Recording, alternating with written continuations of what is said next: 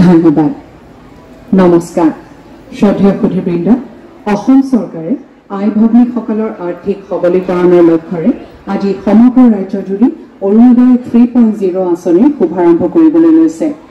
লগতে আজি খাদ্য সুৰক্ষা আইনৰ অধীনত এক বৃহৎ সংখ্যক নতুন হিতাধিকাৰীক নতুন ৰেচন কাৰ্ড প্ৰদান প্ৰক্ৰিয়াৰো শুভাৰম্ভ কৰা হ'ব। এই উপলক্ষে আয়োজিত আজিৰ এই বিশেষ অনুষ্ঠানলৈ অসম চৰকাৰৰ হৈ মই আপোনালোকক আন্তৰিক সম্ভাষণসহ আদৰণি জনাইছো। লগতে প্ৰত্যেক বিধানসভা সমষ্টিত আয়োজিত অনুষ্ঠানত উপস্থিত আমাৰ আই ভগ্নী সহিতে যিসকল ব্যক্তিয়ে আমাৰ এই অনুষ্ঠানৰ কাৰ্যসূচী প্ৰত্যক্ষ কৰি আছে তেখেতসকলকো আমাৰ আদৰণি জনাইছো। এতিয়া মই অসম চৰকাৰৰ বিত্ত আৰু মহিলা আৰু শিশু কল্যাণ বিভাগৰ মাননীয় মন্ত্ৰী শ্ৰীযুত অজন্ত নেওগ মহোদয়াক তেখেতৰ ভাষণ প্ৰদান কৰিবলৈ অনুৰোধ জনাইছো।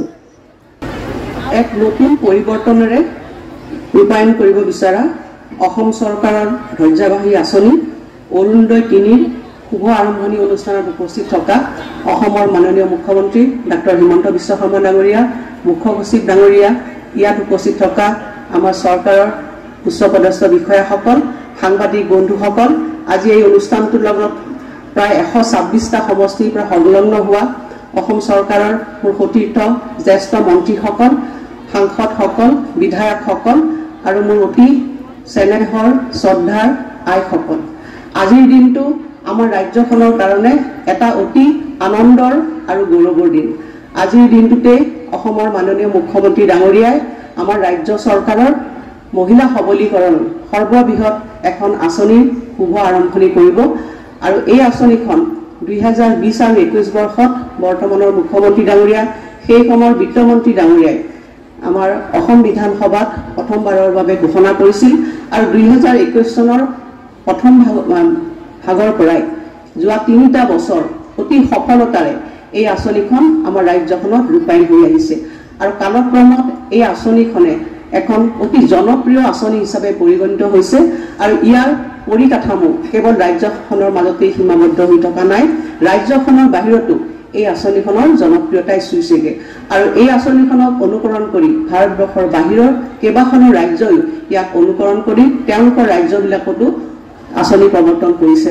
মই এই স্বাগতে এগৰাকী মহিলা জনপ্ৰতিনিধি হিচাপে অসমৰ মাননীয় মুখ্যমন্ত্ৰী ডাঙৰীয়াক এই আঁচনিৰ কাৰণে অভিনন্দন জ্ঞাপন কৰিছো আৰু শুভকামনা জ্ঞাপন কৰিছো আৰু মই আশা কৰিছো যে এই অভিলাষী আঁচনিখনে অসমৰ মহিলা সবলীকৰণৰ ক্ষেত্ৰত এক সবল আৰু সুবিলিষ্ট ভূমিকা গ্ৰহণ কৰিব আৰু আশা কৰিছো যে দৰিদ্ৰতা নিবাৰণ আৰু লগতে আমাৰ জনমূৰি আয় বৃদ্ধি আৰু সামগ্ৰিকভাৱে আমাৰ ৰাজ্যখনক আগুৱাই লৈ যোৱাত এই অৰুণোদয় আঁচনিয়ে এক সফল ভূমিকা পালন কৰিব আৰু লগতে এই আঁচনিত আপোনালোকে যিসকল লোকে আজি সংলগ্ন হৈ আছে ইয়াত উপস্থিত হৈছেহি সকলোলৈকে মই কৃতজ্ঞতা জ্ঞাপন কৰিছো আৰু বিশেষভাৱে সকলোলৈকে পুনৰবাৰ মোৰ সেৱা জনাই মোৰ কবলৈখিনি ইমানতে সামৰণি মাৰিছো। ধন্যবাদ। ধন্যবাদ মহোদয়। শ্ৰদ্ধেয় সুধীবৃন্দ, আমি আজিৰ অনুষ্ঠানৰ মূল উপলক্ষ্যলৈ আগবাঢ়িবলৈ লৈছো। ৰাজ্যৰ মূলতঃ আই ভগ্নীৰ লগতে দিব্যাংগসকলৰো বিত্তীয় অৱস্থা উন্নত কৰাৰ লক্ষ্যৰে অসম চৰকাৰে অৰুণোদয় 3.0 আঁচনি ৰূপায়ণ কৰিবলৈ থিৰ কৰিছে। লগতে পৰিপুষ্ট সমাজ গঢ়াৰ লক্ষ্যৰে খাদ্য সুৰক্ষা আইনৰ অধীনত এক বৃহৎ সংখ্যক হিতাধিকাৰীক নতুন ৰেচন কাৰ্ড প্ৰদান কৰিবলৈ থিৰ কৰিছে। মই অসমৰ মাননীয় মুখ্যমন্ত্ৰী ডক্টৰ হিমন্ত বিশ্ব শৰ্মা দেৱক প্ৰথমে অৰুণোদয় 3.0 আঁচনি ৰূপায়ণৰ শুভাৰম্ভ আনুষ্ঠানিকভাৱে কৰিবলৈ অনুৰোধ জনাইছো।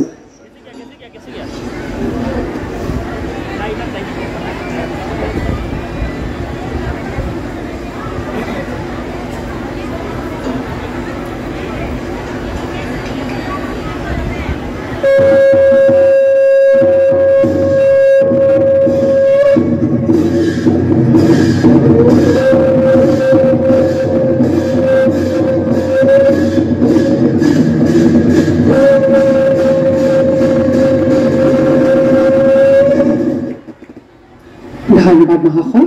এইবাৰ মই মাননীয় মুখ্যমন্ত্ৰী মহোদয়ক নতুন ৰেচন কাৰ্ড প্ৰদান প্ৰক্ৰিয়াৰ আনুষ্ঠানিক শুভাৰম্ভ কৰিবলৈ অনুৰোধ জনাইছো।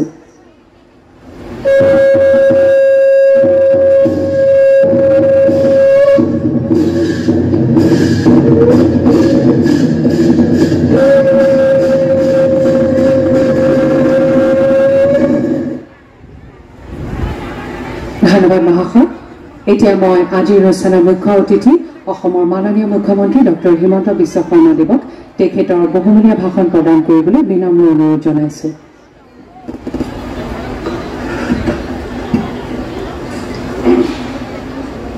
আজি সভাত আমাৰ মাজত উপস্থিত অসম চৰকাৰৰ বিত্তমন্ত্ৰী শ্ৰীমতী অজন্তা নেওগ ডাঙৰীয়ানী, অসমৰ বিভিন্ন স্থানত আজি অনুষ্ঠিত সভাত উপস্থিত অসম চৰকাৰৰ সন্মানীয় মন্ত্ৰীসকল, অসম বিধানসভাৰ সন্মানীয় সদস্যসকল, বিভিন্ন স্থানত মুখ্য অতিথিৰূপে উপস্থিত থকা সাংসদ সদস্যসকল আৰু আমাৰ মুখ্য অতিথিৰ দায়িত্ব বহন কৰা বিশিষ্ট ব্যক্তিসকল,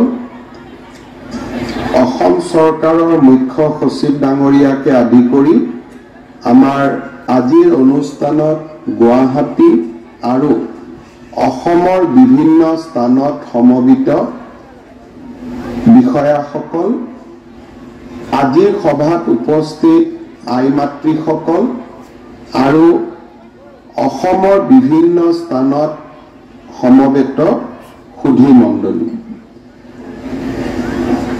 অসম চৰকাৰৰ বাবে আৰু ব্যক্তিগতভাৱে মই আজি অত্যন্ত আনন্দিত যে আজিৰ পৰা আমি অৰুণোদয় ৩ বা যাক আমি চমুকৈ অৰুণোদয় 3.0 বুলি কম, এই আঁচনিখন অসমৰ ৰাইজৰ বাবে সমৰ্পণ কৰাৰ এটা বিৰল সৌভাগ্য আমি সকলোৱে লাভ কৰিছোঁ।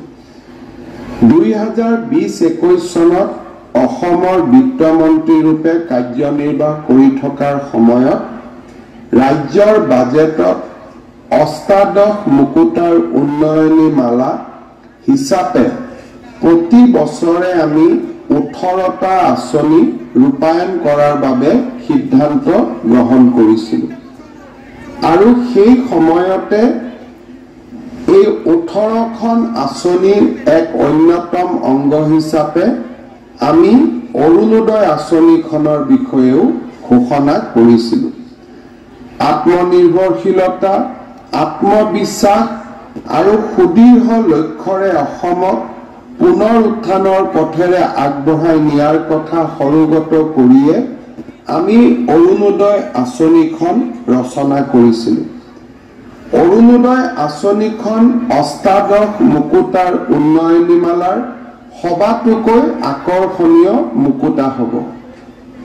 পবিত্ৰ সদনৰ মজিয়াত ঘোষণা কৰা সকলো আঁচনিৰ ভিতৰত এই আঁচনিখনেই হ'ব সবাতোকৈ শক্তিশালী আঁচনি। এই ধৰণে 2020-21 চনত মই অৰুণোদয় আঁচনিখনৰ কথা বৰ্ণনা কৰিছিলোঁ। আমি আৰম্ভ কৰিছিলোঁ অৰুণোদয় আঁচনিখন আৰু প্ৰথম অৱস্থাত প্ৰতি মাহে প্ৰত্যক্ষভাৱে আমি 830 টকা দৰিদ্ৰজনৰ বেংক একাউণ্টলৈকে হস্তান্তৰ কৰিছিলোঁ।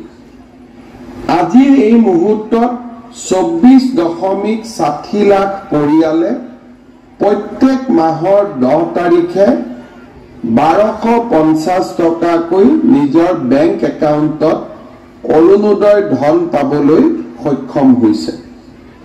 মাননীয় প্ৰধানমন্ত্ৰী নৰেন্দ্ৰ মোদী ডাঙৰীয়াৰ দূৰদৰ্শিতাৰ বাবে অসমত আৰু ভাৰতত জনধন একাউণ্ট, আধাৰ আৰু মোবাইল সংযোগ ব্যৱস্থাৰ আৰম্ভণি কৰা হৈছিল।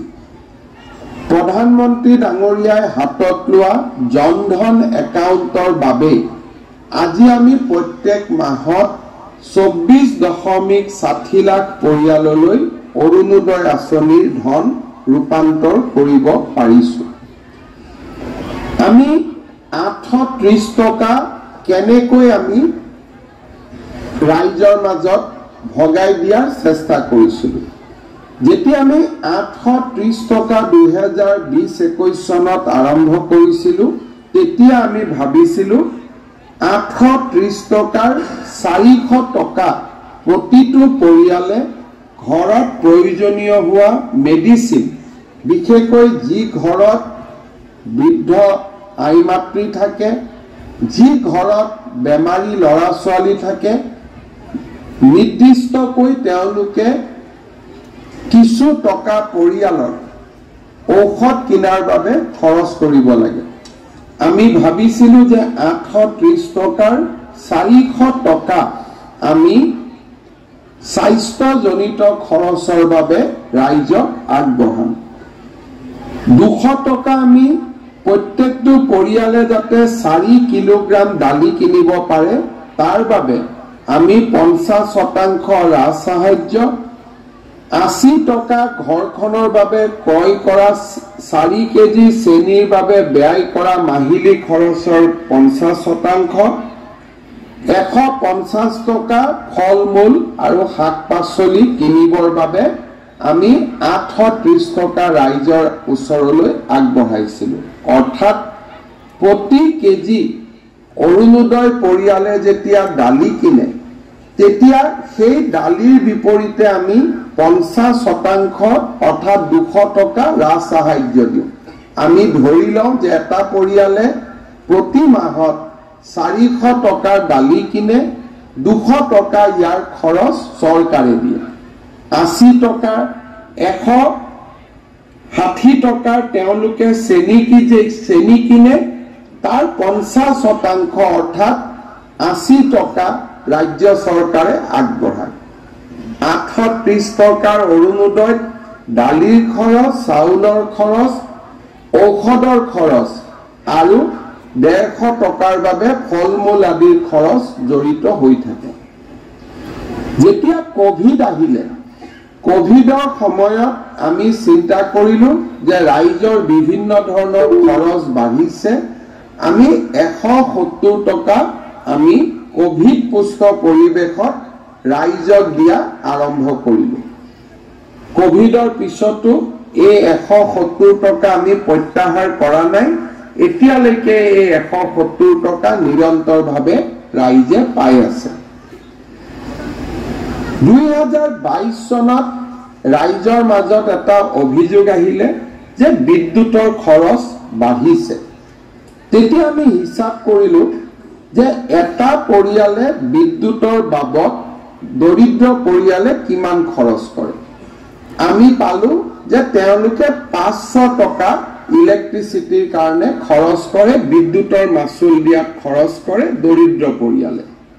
তেতিয়া আমি ইলেক্ট্ৰিচিটি বোৰ্ডক যদি 250 টকা ডাইৰেক্টলি দি দিলোহেঁতেন তেতিয়া ইলেক্ট্ৰিচিটি বোৰ্ডে ৰাজ সাহায্য দিব পাৰিলেহেঁতেন। কিন্তু আমি চিন্তা কৰিলোঁ যে প্ৰতিটো পৰিয়ালৰ 500 টকাৰ প্ৰয়োজন নহয়, কোনোবা 200, কোনোবা 300, কোনোবা 400 টকা। গতিকে ৰাইজে যাতে প্ৰতি মাহে ইলেক্ট্ৰিচিটিৰ যি খৰচ দিয়ে সেই খৰচত আমি 250 টকা চৰকাৰৰ পৰা আমি দিয়াৰ আমি ব্যৱস্থা কৰিব পাৰোঁ। তেনেকে 830 টকাৰ অৰুণোদয় প্ৰথমে 1000 টকা হ'ল, দ্বিতীয়তে 1250 টকালৈ ই বৃদ্ধি পালে। এতিয়া প্ৰশ্ন হ'ল যে অৰুণোদয় 3 কি? লোকসভা নিৰ্বাচনৰ সময়ত আমি ৰাইজক ঘৰে ঘৰে একোখনকৈ সমীক্ষা পত্ৰ দিছিলোঁ যে কোনে কোনে অৰুণোদয় আঁচনি পোৱা নাই, কাক কাক নিযুত মইনা আঁচনি লাগিব আৰু কাৰ ঘৰত পৰিয়ালৰ মূল ব্যক্তিজনক জীৱন বীমা কৰি দিয়াৰ প্ৰয়োজনীয়তা আছে। এই 3খন আঁচনিৰ ফৰ্ম প্ৰপত্ৰ যেতিয়া আমি ৰাইজক দিছিলোঁ তেতিয়া বহুতে ইয়াক লৈ হুলস্থুলো কৰিছিলে, বাতৰি কাকত মিডিয়াত বিৰোধী পক্ষই সমালোচনা কৰিছিলে। কিন্তু আমাৰ মনত এটা ধাৰণা আছিল যে যদি আমি গম নাপাওঁ যে কিমান মানুহে কোন আঁচনি এতিয়াও পোৱা নাই, আমি কেনেকৈ আঁচনি প্ৰস্তুত কৰিম? সমীক্ষা চৰকাৰে কৰা সমীক্ষাত সকলোৱে কৰবাত নহয় কৰবাত ভুল দেখা পায়। যদি ঘৰে ঘৰে গৈ আমি এটা নিৰ্বাচনক ৰাজনীতি হিচাপে নাৰাখি নিৰ্বাচনক যদি আমি সমাজ ৰেচন কাৰ্ড পাব পাৰে আৰু সেই কাৰণে আমি এইবাৰ অৰুণোদয় 3 পইণ্ট আঁচনিটো ৰেচন কাৰ্ডৰ লগত আমি জড়িত কৰিব খুজিছো অৰ্থাৎ ৰেচন কাৰ্ডৰ নম্বৰ থাকিলেহে অৰুণোদয় পাব কোনোবাই ক'ব পাৰে যে বাবা মোৰ ৰেচন কাৰ্ড নাই সেই কাৰণে আজি আমি 19 লাখ লোকক নতুনকৈ ৰেচন কাৰ্ড দিয়াৰ আঁচনিখনো আৰম্ভ কৰিছো অৰ্থাৎ আজিৰ দিনটোত আমি ৰাজ্যজুৰি 19 লাখ পৰিয়ালক 19,92,167 জন ব্যক্তি পৰিয়াল বুলি হিচাপ কৰিলে 4 দি হৰণ কৰিব লাগিব 5 দি হৰণ কৰিব লাগিব কিন্তু প্ৰায় 20 লাখ ব্যক্তিক আজি আমি ৰেচন কাৰ্ড দিয়াৰো কাম হাতত লম আৰু এই ৰেচন কাৰ্ডখিনি দিয়াৰ পিছত অসমত ৰেচন কাৰ্ড পোৱা ব্যক্তিৰ সংখ্যাও প্ৰায় 2,60 লাখলৈ বৃদ্ধি হ'ব তাৰ মানে ৰেচন কাৰ্ড নোহোৱা পৰিয়াল এতিয়া অসমত দুখীয়া পৰিয়াল খুব কমেই থাকিব যিসকলে অৰুণোদয়ত আবেদন কৰিব কিন্তু মোৰ ৰেচন কাৰ্ড নাই তেওঁলোকে প্ৰথমতে ৰেচন কাৰ্ডখন ল'ব ৰেচন কাৰ্ডখন লোৱাৰ পিছতহে অৰুণোদয় ল'ব কাৰণ অৰুণোদয় ল'বৰ কাৰণে ৰেচন কাৰ্ড লাগিবই সেই কাৰণে আজি আমি অকল অৰুণোদয় 3.0 আৰম্ভ কৰা নাই 20 লাখ লোকক ৰেচন কাৰ্ড দিয়াৰ আঁচনিও আজি আমি সমান্তৰালভাৱে আমি আৰম্ভ কৰিছো এতিয়া মই ৰেচন কাৰ্ড কেনেকৈ পাব লাগে তাৰ বিষয়ে চমুকৈ কম যে যি পৰিয়ালৰ বাৰ্ষিক উপাৰ্জন 4 লাখতকৈ কম আৰু চৰকাৰী চাকৰি তেওঁলোকৰ পৰিয়ালত নাই তেওঁলোকে ৰেচন কাৰ্ড পাব পাৰে গতিকে আজি যিসকল লোকৰ হাতত ৰেচন কাৰ্ড নাই তেওঁলোকক মই পৰিয়াল পৰিচয় পত্ৰৰ বাবে আবেদন কৰিবৰ বাবে আহ্বান জনাম আজিৰ পৰা আমি সেই কাৰ্যসূচীও আৰম্ভ কৰিছো এতিয়া অৰুণোদয় 3 আমি কেনেকৈ গঠন কৰিব খুজিছো অৰুণোদয় 1 আৰু 2 জুনে হিতাধিকাৰী আছিল তেওঁলোকে অৰুণোদয় 3ৰ বাবে নতুনকৈ আবেদন কৰিব লাগিব আমি জিলাক কৈছো যে 1 আৰু 2ত পাই থকা হিতাধিকাৰী 3টো ল'ব কিন্তু যদি ৰেচন কাৰ্ডখন নাই নাপাব যদি পৰিয়ালত চাকৰি হৈ গ'ল নাপাব যদি আমাৰ 4 চকীয়া ঘৰত বাহন হৈ গ'ল নতুনকৈ কিনিলো তেতিয়া আমি নাপাম এই বিষয়ে মই আপোনালোকক বুজাব খুজিছো যে অৰুণোদয় 3টো পাবৰ কাৰণে আমি কি কৰিব লাগিব মই প্ৰথমতে কৈছিলো যে 10,000 কৰি আমি এটা সমষ্টিত অৰুণোদয় নতুন হিতাধিকাৰী দিম আৰু পুৰণা হিতাধিকাৰীখিনিও সংখ্যাটো থাকি যাব তাৰ মানে এতিয়া আমাৰ গোটেইখিনি যদি আমি হিচাপ কৰো পুৰণা আৰু নতুন টোটেল 37,20,000 পৰিয়ালে অৰুণোদয় আঁচনি লাভ কৰিব অৰুণোদয় 3.0 নতুন আৰু পুৰণা মিলি আৰু ইয়াক যদি আমি 126 দি হৰণ কৰো কম বেছি পৰিমাণে 30,000 পৰিয়ালে প্ৰতি সমষ্টিতে অৰুণোদয় লাভ কৰিব আমাৰ এখন জিলা পৰ্যায়ৰ কমিটি আছে তেওঁলোকে জিলাত বহি যোন সমষ্টিত জনসংখ্যা বেছি তাত অৰুণোদয় বেছি দিব যোন সমষ্টিত জনসংখ্যা কম তাত অৰুণোদয় কম দিব মই কাৰ্বি আলং জিলাৰ নতুন এটা সমষ্টি হৈছে তাত আমাৰ সৰ্বমুঠ লোক আছে 90,000 আনহাতে আমাৰ অসমত আন কিছুমান সমষ্টি আছে যাৰ ভোটদাতা 3 লাখ গতিকে 3 লাখ আৰু 80,000 দুইটাতে আমি এটা সামঞ্জস্য বহাব লাগিব আৰু সেই কাৰণে এভাৰেজ 30,000 কিন্তু কোনোবা সমষ্টিত 28,000 কোনোবা সমষ্টিত ৩২,০০০ লোকেও অৰুণোদয় পাব। জিলা পৰ্যায়ৰ কমিটিখনে এই টাৰ্গেট বিতৰণ কৰিব। ইয়াৰ পিছত জিলা সমিতিয়ে প্ৰত্যেকটো ভোট কেন্দ্ৰলৈ এই টাৰ্গেট বিতৰণ কৰিব। অৰ্থাৎ ৩০,০০০ জালুকবাৰী সমষ্টিত যদি অৰুণোদয়, মোৰ ভোটাৰ লিষ্টত ভোট গ্ৰহণ কেন্দ্ৰ আছে ২০০টা। এই ২০০টা ভোট গ্ৰহণ কেন্দ্ৰত জনসংখ্যা অনুসৰি আৰু দুখীয়া মানুহৰ পৰিৱেশ পৰিস্থিতি অধ্যয়ন কৰি প্ৰত্যেকটো বুথত সমান নহয়, সমানুপাতিকভাৱে জিলা পৰ্যায়ৰ কমিটিয়ে প্ৰত্যেকটো বুথৰ বাবে অৰুণোদয় হিতাধিকাৰীৰ সংখ্যা আবণ্টন কৰিব। সমান নহয় বুলি মই কিয় ক'লো? কোনোবা ভোট গ্ৰহণ কেন্দ্ৰত ৩০০ ভোট থাকে, কোনোবা ভোট গ্ৰহণ কেন্দ্ৰত ১০০০ ভোট থাকে। সমানুপাতিকভাৱে তেওঁলোকে এই কোটা ৩০,০০০ৰ কোটা প্ৰত্যেকটো ভোট গ্ৰহণ কেন্দ্ৰলৈ তেওঁলোকে ভাগ কৰি দিব। ভাগ কৰি দিয়াৰ পিছত সিলেকশ্যনৰ এটা প্ৰক্ৰিয়া আৰম্ভ হ'ব। পঞ্চায়ত বৰ্তমান নাই কাৰণে আমি জিলা উপায়ুক্তক দায়িত্ব দিছো যে আপোনালোকে গাঁও পঞ্চায়তৰ সেক্ৰেটাৰী আৰু ৪জন মনোনীত ব্যক্তিক লৈ গাঁও সভাখন পৰিচালনা কৰিব। এতিয়া অৰুণোদয় পাবৰ কাৰণে আমাৰ মানদণ্ড কি হ'ব? সকলোৱে আবেদন কৰিব। আমি কাক অৰুণোদয় দিম? প্ৰথম, অৰুণোদয় পাবৰ কাৰণে মোৰ এখন ৰেচন কাৰ্ড থাকিব লাগিব।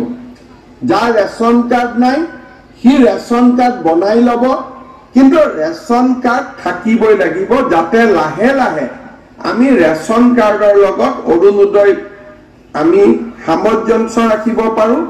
বিধানসভাটো প্ৰশ্ন কৰিলে আমি তেওঁৰ ডিটেইলছ দিব পাৰোঁ, কাৰণ ৰেচন কাৰ্ডত দেউতাক, মাক, এড্ৰেছ আৰু আধাৰৰ লগত ৰেচন কাৰ্ডখন জড়িত হৈ আছে।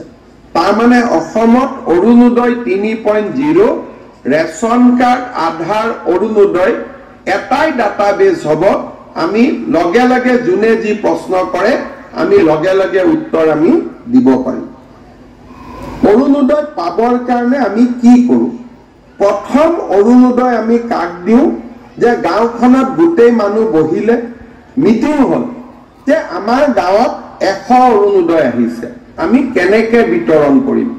বহুত সময়ত বহুত মহিলাই মোক কয়, বাবা মই অৰুণোদয় পোৱা নাই। কোনোবাই কয় মই অৰুণোদয় পাইছো, কোনোবাই কৈছে মই ধনী মানুহে অৰুণোদয় পালে, দুখীয়াই পোৱা নাই। মই ইলেকশ্যন মিটিঙত গ'লে মানুহে এনেকুৱা বহুত অভিযোগ কৰে।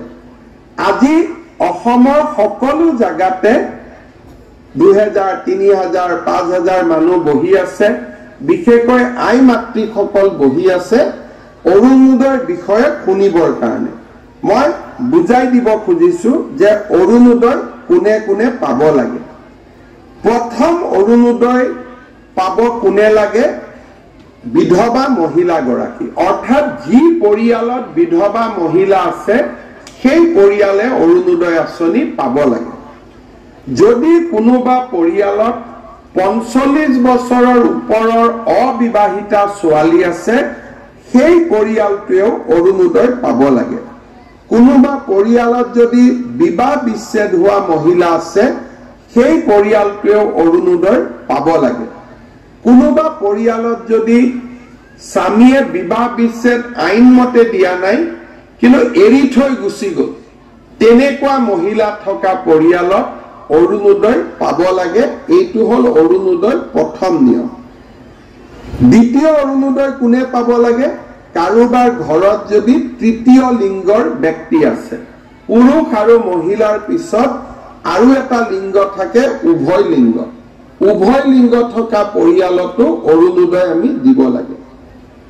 তৃতীয়তে, যাৰ ঘৰত দিব্যাংগ ব্যক্তি আছে, কাৰণ পৰিয়ালটোৱে দিব্যাংগ ল'ৰা ছোৱালী এটাক চাবৰ কাৰণে খৰচ কৰিব লাগে, দিব্যাংগ ব্যক্তি থকা পৰিয়ালক আমি অৰুণোদয় দিব লাগে। তৃতীয়, চৰকাৰী বৃদ্ধাশ্ৰমত যিসকল আইতা থাকে সেই আইতাসকলক আমি অৰুণোদয় দিবই লাগে। তৃতীয়তে যাৰ ঘৰত এইডছৰ বেমাৰী আছে, থেলাছেমিয়া আছে, হিমোফিলিয়া আছে, চেৰিবেল পালচি আছে, কুষ্ঠ ৰোগ আছে, অটিজিম আছে, এওঁলোকৰ পৰিয়ালতো আমি অৰুণোদয় দিব লাগে। কোনোবা মহিলা যদি ভিক্ষা কৰি জীৱন নিৰ্বাহ কৰে তেওঁলোককো ডিচি সকলে বিচাৰি উলিয়াই অৰুণোদয় দিব লাগে। আৰু এইখিনি মহিলাক অৰুণোদয় দিয়াৰ পিছত যিখিনি বাকি থাকে সেইখিনি যাৰ বাৰ্ষিক উপাৰ্জন 2 লাখ টকাতকৈ কম তেওঁলোকে অৰুণোদয় আঁচনি পাব পাৰিব। অৰ্থাৎ প্ৰথমতে বিধৱা, ডাইভোৰ্স মহিলা, দিব্যাংগ ব্যক্তি থকা পৰিয়াল আৰু বেমাৰী ব্যক্তি থকা পৰিয়াল, HIV, থেলাছেমিয়া, হিমোফিলিয়া আৰু ভিক্ষা কৰি খোৱা আই মাতৃসকলক আগত অৰুণোদয় দি যিখিনি বাছি ৰব সেইখিনি আমি দুখীয়া পৰিয়ালক অৰুণোদয় দিম 2 লাখ টকাতকৈ যাৰ আৰ্থিক উপাৰ্জন কম। ৰেচন কাৰ্ডৰ ক্ষেত্ৰত আমি 4 লাখ টকাৰ মৰ্যাদা ৰাখিছো যে 4 লাখ টকা বাৰ্ষিক উপাৰ্জন হলেও ৰেচন কাৰ্ড পাব, কিন্তু অৰুণোদয় 2 লাখ টকা বাৰ্ষিক উপাৰ্জন হলে অৰুণোদয় পাব, তাতকৈ বেছি টকা উপাৰ্জন কৰা পৰিয়ালে অৰুণোদয় নাপায়। ৰেচন কাৰ্ডৰ ক্ষেত্ৰতো আমি এটা নিয়ম কৰিছো যে 2 লাখৰ তলৰ পৰিয়ালক প্ৰথমতে ৰেচন কাৰ্ড দিহে বাকি থকা ৰৈ যায় তেতিয়াহে আমি 4 লাখলৈকে যাম, নহলে আমাৰ মানদণ্ড 2 লাখ টকাতে সীমাবদ্ধ হ'ব। এতিয়া অৰুণোদয় কোনে কোনে নাপাব এই বিষয়েও আমি জনাটো উচিত। আমাৰ মন্ত্ৰী, বিধায়ক, প্ৰাক্তন মন্ত্ৰী, প্ৰাক্তন বিধায়ক এওঁলোকৰ পৰিয়ালে অৰুণোদয় নাপায়। পঞ্চায়তী ৰাজৰ বৰ্তমানৰ সদস্য বা কোনোবাই যদি মেম্বাৰ অহা ইলেকশ্যনত জিকে বা প্ৰেচিডেণ্ট ছেক্ৰেটাৰী জিকে তেওঁলোকে নিজৰ নাম অৰুণোদয়ৰ পৰা বাদ দিব লাগিব। আজিৰ দিনত পঞ্চায়ত নাই, সকলোৱে ল'ব পাৰিব, কিন্তু যদি তেওঁলোকে ভৱিষ্যতে পঞ্চায়তত মেম্বাৰ, সদস্য, প্ৰেচিডেণ্ট হয় অৰুণোদয় আজি ল'লেও তেতিয়া তেওঁলোকে অৰুণোদয়টোৰ পৰা নিজৰ নাম গুচাব লাগিব। যিসকলে মেম্বাৰ, প্ৰেচিডেণ্ট হ'ম বুলি ভাবি থৈছে তেওঁলোকে পইণ্টটো মনত ৰাখিব। চৰকাৰী চাকৰিয়াল, পেছাদাৰী ব্যক্তি, শিক্ষক, পেঞ্চনাৰ আন কোনেও অৰুণোদয় নাপাব। আনকি অংগনবাদীৰ কৰ্মী, আশা ৱৰ্কাৰেও অংগনবাদী আমাৰ অৰুণোদয় নাপাব। তেওঁলোকৰ কাৰণে আমি বেলেগকৈ চিন্তা চৰ্চা কৰি আছো, কিন্তু অৰুণোদয় আঁচনিত চৰকাৰৰ পৰা উপাৰ্জন কৰা ব্যক্তিয়ে লাগিলে 1 টকা উপাৰ্জন কৰক, লাগিলে 1 লাখ টকা উপাৰ্জন কৰক, তেওঁলোকে অৰুণোদয় নাপাব। এইটো হ'ল অৰুণোদয় নিয়ম। ঠিকাদাৰে অৰুণোদয় নাপাব। আৰু অৰুণোদয় আমাৰ যাৰ ঘৰত 4 চকীয়া বাহন আছে, 15 বিঘাতকৈ বেছি মাটি আছে, এই ধৰণৰ কেইবাটাও নিয়ম কৰা আছে যোনে অৰুণোদয় আঁচনি নাপাব। অৰ্থাৎ আমাৰ লক্ষ্য হ'ল যাতে গাঁৱৰ আৰু চহৰৰ আটাইতকৈ দুখীয়া দৰিদ্ৰ মানুহখিনিহে, পৰিয়ালখিনিহে অৰুণোদয় আঁচনি পাব পাৰে। শ্ৰদ্ধাৰ উপস্থিত ভদ্ৰমণ্ডলী, এই অৰুণোদয় আঁচনিখন ৰূপায়ণৰ বাবে আমি নিৰ্দিষ্ট দিনো আমি ঠিক কৰি দিছো। আমি ভাবো যে অৰুণোদয় পুৰণা বেনিফিচিয়াৰী আৰু নতুন বেনিফিচিয়াৰী এই গোটেইখিনিক অৰুণোদয় 3ত সমাহিত কৰি ল'বলৈ আমি আজিৰ পৰা ব্যৱস্থা আৰম্ভ কৰিম 19 ছেপ্টেম্বৰ 2024 পৰা। আৰু আমাৰ লক্ষ্য যে আমি জানুৱাৰী মাহলৈ এই গোটেই সিলেকশ্যন, ফৰ্ম ফিল আপ, এফিডেভিট এই গোটেই কামখিনি আমি সমাপন কৰিব পাৰিম। এতিয়া কোনোবাই প্ৰশ্ন কৰিব যে জানুৱাৰীত অৰুণোদয় 3 আহিব, তেতিয়ালৈকে বৰ্তমানৰ হিতাধিকাৰীসকলে অৰুণোদয় পাই থাকিবনে নাই যেতিয়ালৈকে নতুন অৰুণোদয় তালিকা নাহে তেতিয়ালৈকে পুৰণা হিতাধিকাৰীসকলে অৰুণোদয় পাই থাকিব তাত কোনো চিন্তা নাই কিন্তু পুৰণা হিতাধিকাৰীসকলেও নতুন অৰুণোদয় পাবলৈ নতুনকৈ আবেদন পত্ৰ কৰিব লাগিব কাৰণ অৰুণোদয় 3 কমপ্লিটলি নতুন হ'ব প্ৰত্যেক সমষ্টিত আগতে 20,000 পৰিয়ালে অৰুণোদয় পাই আছিল এতিয়া আৰু 10,000 পৰিয়ালে পাব ৰাজ্যখনত 12,60,000 নতুন অৰুণোদয় হিতাধিকাৰী জড়িত হ'ব এতিয়া শেষত মই ক'ব খুজিছো যে এই অৰুণোদয় আঁচনিখন ৰূপায়ণ কৰোতে ৰাজ্য চৰকাৰে কিমান টকা খৰচ কৰিব লাগে মই আগতে কৈছো যে এইবাৰৰ অৰুণোদয় আঁচনিখনে 37,37,40,000 হিতাধিকাৰীক সামৰি ল'ব অৰ্থাৎ এই আঁচনিখনৰ বাবে আমাক প্ৰত্যেক মাহত 467 কোটি টকা লাগিব আৰু প্ৰত্যেক বছৰত 5,604 টকা আমাক লাগিব 5,604 কোটি টকা প্ৰত্যেক মাহত 467 কোটি টকা আৰু প্ৰত্যেক বছৰত 5,600 কোটি টকা আমাৰ স্বাধীন অসমত এনেকুৱা ডাঙৰ আঁচনি 5,500 কোটি টকীয়া আঁচনি কেতিয়াও কোনো চৰকাৰে ৰূপায়ণ কৰিব পৰা নাছিল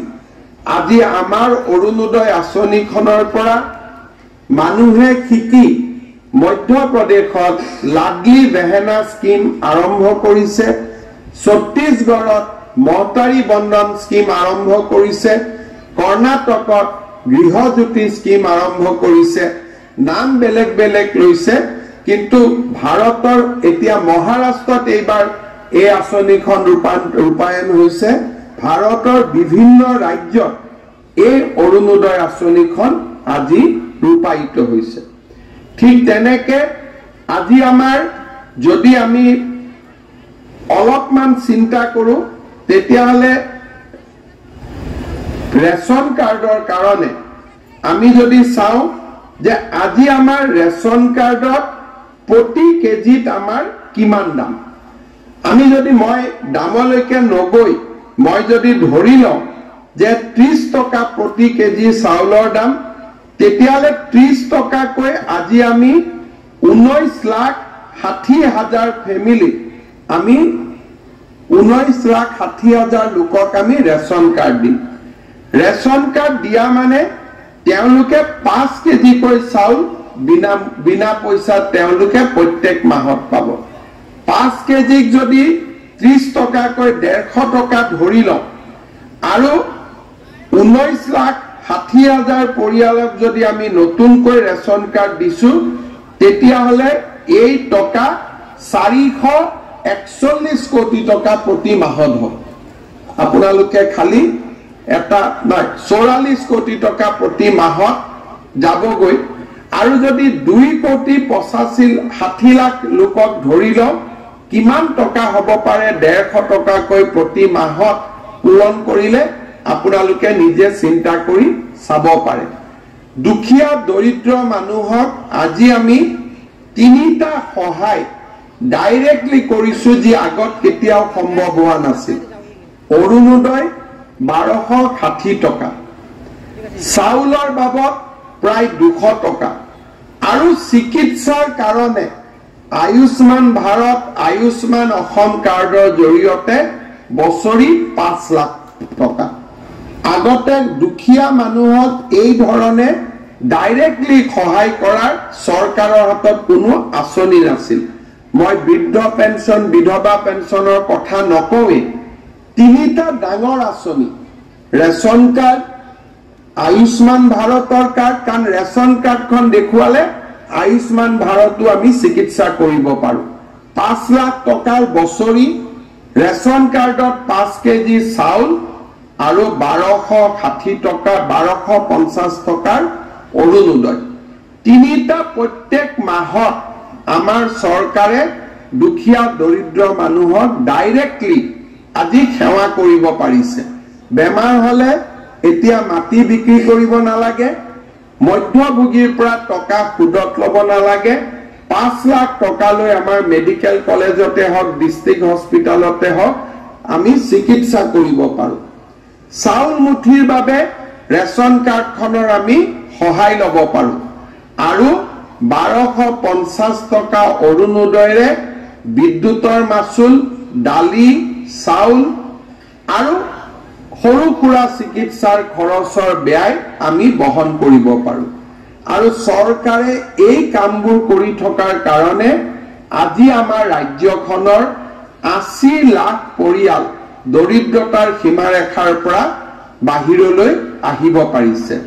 মই পুনৰ এবাৰ অসম চৰকাৰৰ বিত্ত বিভাগ মন্ত্ৰী অজন্তা নেওগ ডাঙৰীয়ানী আৰু অসম চৰকাৰৰ খাদ্য আৰু অসামৰিক যোগান বিভাগ মন্ত্ৰী ৰঞ্জিত দাস, বিষয়াবৰ্গ আৰু এই অৰুণোদয় আঁচনি ৰূপায়ণৰ লগত জড়িত হৈ পৰা সকলো চৰকাৰী বিষয়া কৰ্মচাৰীক মই আজিৰ এই দিনটোত অভিনন্দন জনাইছো।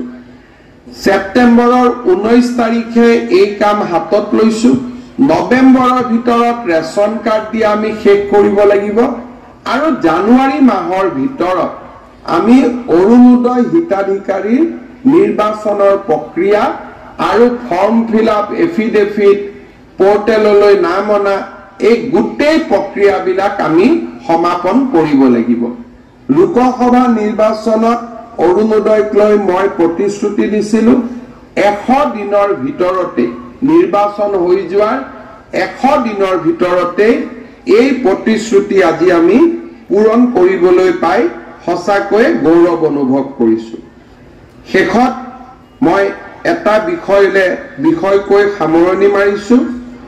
যোৱা মাহত আমি এই ধৰণেই নতুন এটা আঁচনিৰ কাম হাতত লৈছিলো, সেইটো হ'ল নিযুত মইনা আঁচনি।